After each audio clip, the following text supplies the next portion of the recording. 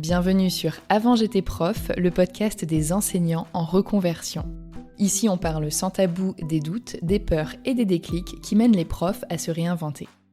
Si vous avez déjà pensé à quitter l'éducation nationale, si vous avez peur de ne rien savoir faire d'autre qu'enseigner, si vous souhaitez vous informer sur vos droits ou si vous cherchez simplement des idées de métier, vous êtes au bon endroit. Chaque mercredi, je publie des témoignages de profs reconvertis, des parcours d'enseignants en reconversion et des conseils concrets pour vous aider à construire la suite de votre carrière. Je m'appelle Florence, avant j'étais prof, et j'espère que grâce à cet épisode, vous pourrez bientôt en dire autant.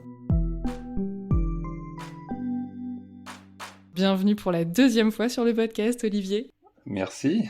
Bon, je suis très contente de te recevoir pour deux raisons. La première parce que je suis contente de prendre de tes nouvelles, et la deuxième parce que je suis très frustrée du premier épisode qu'on a enregistré ensemble, où le son est très mauvais. Et je te l'avais pas dit, je pense, à l'époque, mais en fait, je t'entendais pas bien. Oui. Et je me suis dit, c'est pas grave, une fois que la piste sera enregistrée, sûrement qu'on entendra bien, parce que j'ai pas osé. Et résultat, c'était pas le cas. Donc j'ai appris de mes erreurs, maintenant j'ai pris confiance en moi. C'est bien, c'était un rodage. C'est ça, désolé, t'as été le cobaye. Donc je vais faire mieux aujourd'hui, promis. Pour les personnes qui n'ont pas eu l'occasion de t'écouter ou qui ont mal entendu à cause de cette piètre qualité sonore, est-ce que tu veux bien te présenter et nous dire ce que tu fais aujourd'hui, sachant qu'il y a 5 ans, pour le récap et celles et ceux qui arrivent nouvellement, t'avais été professeur de techno et t'étais devenu technicien supérieur en dépannage des trains. Donc comme ça, on va voir avec ta présentation s'il y a des choses qui ont changé ou pas.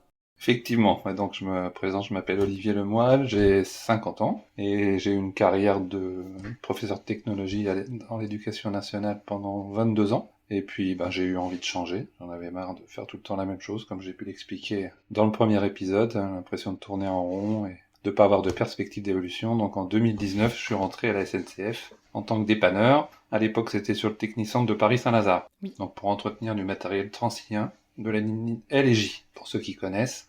Et j'ai changé de poste plusieurs fois, et depuis septembre 2024, j'ai changé de technicentre, j'ai changé de région, je suis toujours en Île-de-France, je suis sur un autre matériel, je suis sur le TGV. Je suis dirigeant de proximité sur une équipe de dépannage au dépôt de Châtillon. Ok. Où on entretient les 105 rames TGV qui vont vers toute l'axe atlantique. D'accord. Même hors France ou pas ? Alors sur l'axe atlantique, on s'arrête à la France. Ok, il me semble, tu vas me dire si je dis une bêtise ou pas, la SNCF, elle traverse les frontières, non ? On peut pas aller en Espagne ou en Allemagne ? Si, en partant de Gare de Lyon, on va vers l'Espagne, on va vers l'Italie, et après en partant de Gare du Nord ou Gare de l'Est, on peut aller vers l'Allemagne, on peut aller vers les Pays-Bas, on peut aller... Ouais, on va à l'étranger, on va également à Londres. C'est ce qui me semblait. L'Eurostar. C'est ça, je crois que je l'ai pris une fois.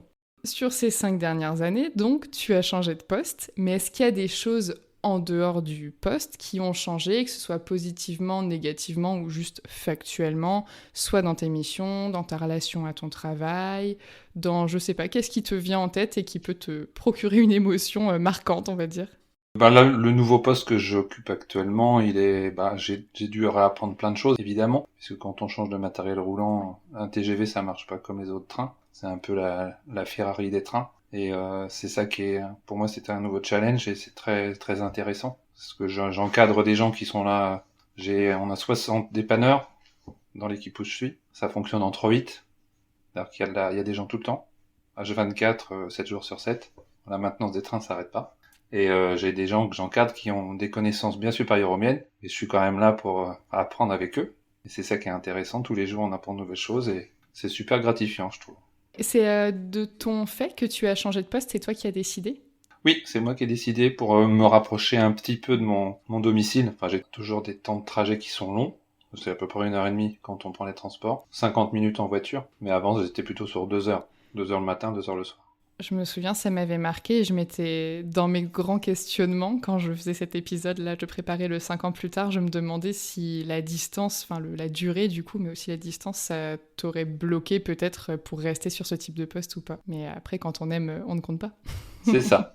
Et puis la maintenance des trains, la maintenance de quasiment tous les trains, soit Transilien, soit TGV. Il y en a une très grande majorité qui se passe en Île-de-France, donc si on veut changer de poste ou changer de dépôt, il y a de très grandes chances de rester en Île-de-France. C'est ça. Et du coup, là, sur ton nouveau poste, tu as aussi beaucoup plus de responsabilités puisque tu encadres une équipe, ce que tu n'avais pas avant, si je dis pas de bêtises. C'est ça. Et ça te plaît? C'est du management. Je fais également de la veille, donc ça me rapproche un peu de mon ancien métier. Ouais. La veille, c'est vérifier les compétences des agents. Donc je fais des évaluations, en fait, en quelque sorte, et ça, c'est très intéressant aussi. Et est-ce que ça te manque d'avoir moins l'aspect technique, du coup? Comment ça?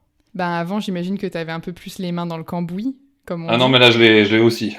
Ah, t'as toujours, ok. Parce que Oui, parfois, quand on passe sur des missions de management, eh ben, on fait moins, on chapeaute plus, et oui, je sais que ça peut parfois manquer à certaines personnes. c'est ça. Alors moi, comme je suis adjoint, pardon, au dirigeant de proximité, j'ai aussi un volet aller sur le terrain et faire de la production quand c'est nécessaire. Ok, Parce qu'il y a des moments où c'est tendu, quand il y a des congés par exemple, ben, on a moins de monde, parce que c'est ça. forcément il y a des roulements, mais on accorde des congés de façon assez souple. Ouais. Donc à ce moment-là, ben, quand il y a vraiment beaucoup de charges, il faut que tout le monde soit sur le terrain, et c'est normal. Parce Ouais. que les trains, ben, ils doivent sortir, ils doivent rouler. Hein. Mais ça, oui. Bah, tu le disais tout à l'heure que la maintenance des trains, justement, n'avait pas de pause, ce qui est tout à fait normal. Tu parlais des 3-8. T'étais déjà au 3-8 quand t'étais sur ton ancien poste ou pas? Non, je faisais des nuits, mais j'en faisais beaucoup moins. Je faisais une semaine de nuit sur 4 semaines, et là, je suis moitié jour, moitié nuit. Ok, donc depuis septembre 2024. C'est ça, j'alterne jour-nuit. Et sur 1 an et demi, là où tu as fait des alternances jour-nuit, est-ce que ça te convient, tu dirais, ou est-ce que à terme ça peut être quelque chose de rédhibitoire pour rester sur ce poste? Bah après, faut pas se cacher, il y a le facteur âge, hein, plus Ouais. on vieillit et plus les nuits c'est compliqué, même si j'ai certains de mes agents qui sont là depuis 20, 25 ans, qui font que du 3-8 depuis 20 ou 25 ans, on voit que ça a un impact quand même sur la santé. Hein. Bon, c'est reconnu après, il y a des facteurs de pénibilité, on peut partir un petit peu plus tôt à la retraite, Ouais. mais ça n'empêche. Au bout de la semaine, à la fin de la semaine, quand on a fait ses nuits, on n'a quand même pas la pêche. J'imagine bien. Bah, comme tu dis, l'âge, mais même de façon générale, je pense qu'en fonction de chacun. Enfin, je pense que ce qui est difficile aussi, c'est que ce soit pas que des nuits ou que du jour. Tu vois, je pense que si quelqu'un travaillait que de nuit, t'adaptes ton Oui, rythme. Là, je pense que non, ce qui est non, dur, c'est que changement ça de cycle. change. Oui, Ouais. tout à fait. Moi, je sais que je pourrais pas, je suis une marmotte. Je vais te faire un test, un petit do-it-yourself que j'ai créé. Je vais te donner un lien d'écoute d'environ 30 secondes d'une partie de l'épisode d'il y a 5 ans que j'ai conservé et je vais te laisser l'écouter et y réagir. Donc on va pouvoir en D'accord. discuter après, sachant que bah, du coup, bon courage parce que la qualité sonore, elle était pas au rendez-vous. J'ai essayé de monter un petit peu les volumes. Faudra que je prête l'oreille alors. Par rapport à ta femme, tes enfants, mais ton entourage proche de manière globale, est-ce que c'est un choix qui a été compris, qui a été accepté, qui a apporté peut-être des questionnements? Bon, ma femme, elle a eu un petit peu de mal au début, mais après, elle a bien compris que c'était pas une lubie, que c'était pas quelque chose que j'avais décidé comme ça d'un coup de tête. On a beaucoup échangé là-dessus, et après, elle a envie de le faire, vas-y, fais-le. Hein. Le travail, c'est quelque chose d'important. Ah, effectivement, c'était par rapport au choix avec mon épouse. Ouais, qui est une véritable question que beaucoup de personnes me posent parce que ça rentre forcément dans les choses à prendre en compte quand tu te reconvertis, la vie des proches. Et je sais qu'après tu disais que ben maintenant c'était bon, une fois que tu avais fait ton choix, voilà, tout le monde comprenait. Absolument. Est-ce que là, 5 ans plus tard, c'est une discussion que tu as pu réavoir avec tes proches, que ce soit ta femme, tes enfants, et est-ce que bah, ils sont plutôt contents de ce changement? Est-ce que eux auraient préféré que tu ne changes pas? Enfin, est-ce que vous en avez rediscuté ou pas? Avec ma femme, oui, elle aurait effectivement préféré que je change pas. Ah ouais? Enfin, rester dans le confort d'avoir toutes les vacances scolaires, c'est quand même quelque Ouais. chose. Mais après, elle a bien compris que c'était quelque chose un changement qui serait après bénéfique. Ouais. Et c'est vrai que c'est délicat, toi, dans ton cas, en plus, ça a un vrai impact sur la vie de famille, tes horaires de travail, là, actuels. Ouais. Donc c'est vrai que, bah, forcément, les personnes qui vivent avec toi sont concernées aussi, Eh et ben c'est, oui. voilà, c'est pas comme si tu pouvais choisir. J'imagine que si tu pouvais choisir, là, l'émission que tu as actuellement, mais avec des horaires classiques, tu préférerais forcément. Oh bah oui, oui, bien sûr. Bon, après, on va se le cacher, c'est pas possible. Enfin, concrètement, ce que je fais actuellement, je peux pas le faire en horaire de journée. Et voilà. Après, il faudra éventuellement, d'ici quelques temps, d'ici quelques années, voir. On peut évoluer. Il y a plein de possibilités. Passer sur des postes où on est à 100% de journée. Ouais, Ça existe. oui. Plus forcément dans la production sur le terrain, mais ça existe. Et quant à mes enfants, bah, ils sont très fiers de de mon choix, ils me l'avaient dit à l'époque, et puis à chaque fois, ils me le redisent, et ils sont très contents d'avoir vu cette évolution. Ouais, je trouve que c'est un bel exemple pour les enfants, notamment dans les personnes avec qui j'échange via le podcast et qui parfois vont très mal, que de pouvoir montrer à son enfant qu'on n'est pas obligé de rester coincé dans ce qu'on avait décidé à la base, qu'on a le droit de changer d'avis, que oui, c'est des efforts et parfois des sacrifices, mais que c'est pour un bien quelque part aussi. Absolument. On dit que c'est que du travail, mais ça nous occupe quand même beaucoup, hein. Entre les moments où on est au travail et les moments où on dort, c'est vrai que ce qui reste après, c'est pas le plus d'heures, quoi. Donc... Moi, ce que je retiens le plus par rapport au changement, c'est j'ai plus de charge mentale, en fait, j'en ai quasiment plus. Ouais. Ça, c'est vraiment super important. Quand je rentre du travail, je pense plus au travail. Ça, c'est le gros changement. Je pense que tout le monde rêve de ça en changeant de métier, parce qu'il y a tellement de charge mentale avec le métier d'enseignant que quand tu peux ne plus en avoir, tu redécouvres le bonheur de la vie et, j'allais dire, des week-ends et des soirées. Bon, toi, on va dire des temps off pour toi, qui sont répartis différemment. Après, au niveau congé, j'ai plus autant de congés, mais j'en ai suffisamment. Ouais. Enfin, oui, tu dirais pas que ça manque. Ouais. Bon, après, quand on peut en avoir plus, j'imagine qu'on dit pas non, mais globalement, c'est assez, quoi, pour toi. Bon, moi, ça me suffit. Ça me va. Est-ce que quand t'as changé de poste, là, maintenant que t'as plus de responsabilités, t'as aussi changé de salaire ? Oui. De beaucoup ? Sur le monde du TGV, il y a des primes qui n'existent pas dans Transilien. Okay. Et puis, du fait de faire quand même beaucoup de nuits, forcément, il y a une augmentation de salaire. Oui, mais qui va du coup avec aussi la pénibilité du travail. C'est ça. Je dirais dans les 25% à peu près de plus. Ouais, donc c'est bien, mais en même temps, pour la fatigue que ça engendre... Oui, c'est un balance qui est... Ouais. C'est ça. Est-ce qu'il existe des postes qui pourraient te plaire plus proche de chez toi ou pas du tout ?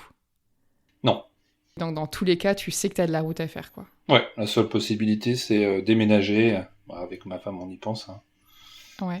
Parce que nous, on n'est pas en Île-de-France, mais on est juste à côté. Dreux, ça touche l'Île-de-France. Okay. Et on y pense d'ici quelques années, changer de région, aller vers plus de soleil ou vers la montagne, par exemple, et puis trouver un travail proche. Moi, j'avoue que l'un et l'autre, soleil et montagne, je dis pas non. Deux bonnes options. Mais dans mes agents, il y en a beaucoup d'entre eux qui sont dans le même cas que moi, qui font des temps de trajet, même sans forcément venir de loin, hein, parce qu'en Île-de-France, il y a des fois, pour faire 25-30 km en transport, on met 1 heure, 1 heure et quart. Hein. Moi, je fais 75 km. Voilà, c'est la même chose. Hein. C'est tout le temps long, en fait. C'est ça. Et puis, c'est du temps qui est difficile à rentabiliser, on va dire. Enfin, je veux dire, tu peux toujours lire un livre ou essayer d'avancer sur un truc, écouter un podcast, mais c'est pas non plus pareil que si juste t'avais du temps libre chez toi, quoi. C'est ça. C'est pas du temps de travail, c'est pas du temps de repos, Si, c'est du temps de repos, mais c'est un peu du temps entre deux, quoi. J'ai créé une rubrique j'allais dire ni oui ni non. J'ai créé une rubrique oui ou non pour ces épisodes-là. Donc je vais te poser une série de questions. Toi, tu vas devoir répondre simplement par oui ou par non. Je dis simplement, mais parfois c'est plus compliqué que ça. Donc on pourra étayer un petit peu à la fin. Ne t'inquiète pas si jamais c'est trop complexe. Bon, la première, je pense, n'est pas très compliquée. Regrettes-tu d'avoir quitté l'éducation nationale ? Non. Je regrette de ne pas l'avoir fait avant. Ah ouais ? Ouais, avec le recul, je pense que j'aurais pu sauter le pas plus tôt. Après, faut pas avoir de regrets ou de remords. Ouais, mais après, si tu le sais, tu le sais. Moi, je sais que je me suis posé la question, parce qu'on me demande souvent si j'ai des regrets. Comme je le demande aux autres, il faut bien que la question me revienne de temps en temps. Et moi, pour le coup, je regrette même pas de ne pas être partie plus tôt, parce que je sais que j'étais pas prête. D'accord. Mais ça, c'est chacun qui le ressent à l'intérieur de ça. Oui, c'est son propre cheminement interne. Il faut que sa vie aussi autour soit prête au changement. C'est ça. Est-ce que, parce qu'on en a parlé dans le premier épisode, avec le recul, tu te dis que finalement, t'aurais bien aimé devenir chef d'établissement ? Non. Ok. Non. Quand j'échange encore avec mes anciens collègues, et souvent ils me disent que leur chef d'établissement, ils passent leur temps à se battre avec des problèmes. Je pense qu'en termes de charge mentale, c'est encore pire que d'être prof. Il y a des chances. Enfin, moi, en tout cas, ça ne me fait pas envie. Mais encore une fois, on est tous différents. Un travail très très dur. Ouais. Ils sont courageux et courageuses. Ouais, je confirme. Est-ce que, je pense que tu vas me dire non, tu ressens de la lassitude dans ton métier actuel ? Non, du tout. J'avais une question qui était, vis-tu toujours à 2 heures de ton lieu de travail ? Mais ça y est, j'ai la réponse. Oui, ça, effectivement. Bon, c'est un peu moins, on a dit. Ouais, voilà, 1h30. Peut-être que dans 5 ans, ce sera plus qu'1 heure. Est-ce que tes compétences de prof sont utiles dans ton nouveau métier ? Oui, comme je disais tout à l'heure, quand je fais de la veille, quand je fais de l'accompagnement, le côté pédagogique aussi, on me dit souvent on t'explique bien, tu prends le temps de parler détailler ce que tu fais ou comment ça fonctionne. Donc oui, les compétences de prof de techno en tout cas, Ouais. elles me servent pas au quotidien, mais elles me servent. Ok. Et est-ce que tu te sentirais capable d'exercer ton métier actuel jusqu'à la fin de ta carrière ou est-ce que tu penses à changer? Bah nous, au sein SNCF, un même poste, on l'occupe pas pendant très longtemps, enfin sauf il y a sur certains postes vraiment très très spécifiques, on peut le faire très longtemps, mais quand on monte un peu dans la qualification, on est amené à régulièrement changer de poste. Donc dans tous les cas, tu devrais rester à la SNCF, enfin tu t'y sens bien. Ah oui, oui. Oui, et ça te permet d'avoir quand même un choix d'évolution, que ce soit en termes d'intérêt ou de hiérarchie ou de salaire, enfin c'est assez vaste quoi. Oui, il y a plein de possibilités. Il reste plus qu'à déménager du coup. C'est ça.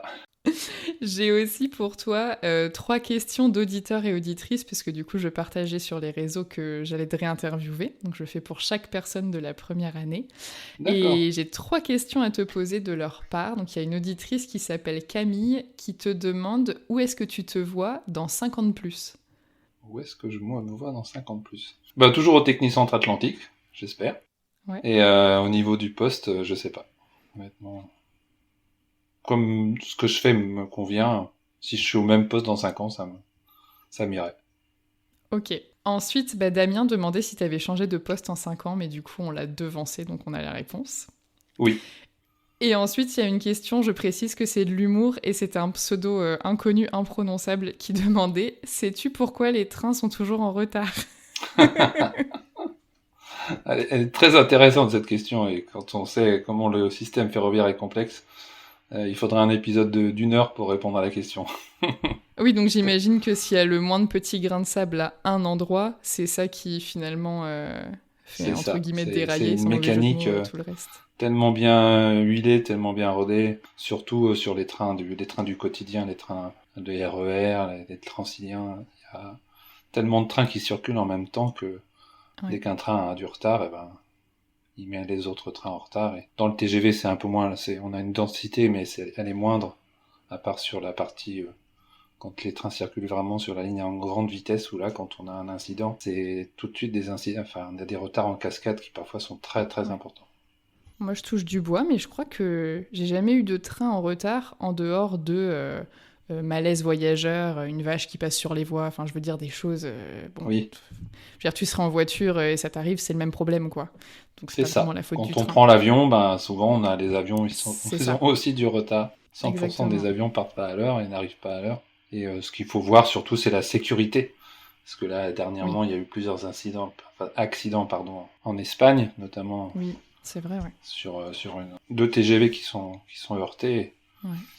Et on n'en prend pas conscience. Les voyageurs en France, ils font confiance aux ferroviaires. Et ils ont raison, parce que on fait tout, nous, du côté de la maintenance et de l'entretien des rames pour qu'il n'y ait pas d'accident.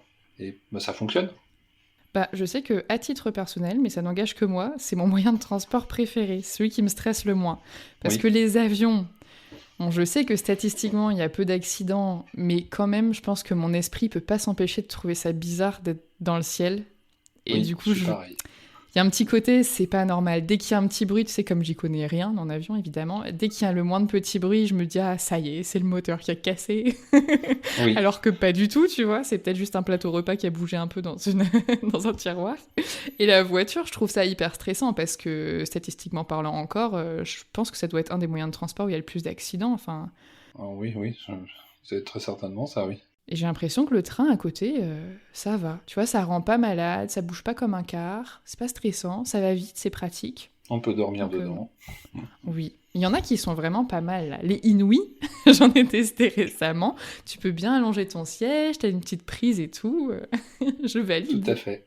Le confort client est au rendez-vous. Exactement. Et ce, à 300 km/h. Ouais, c'est impressionnant, hein, quand même.